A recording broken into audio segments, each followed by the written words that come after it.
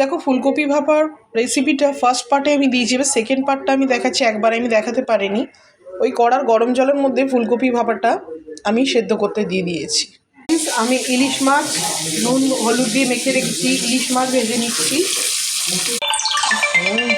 তার উপর সর্ষের তেল ছড়িয়ে দেবো। তো গাইস দেখো আমার ফুলকপি ভাপা রেডি হয়ে গেছে পুরো।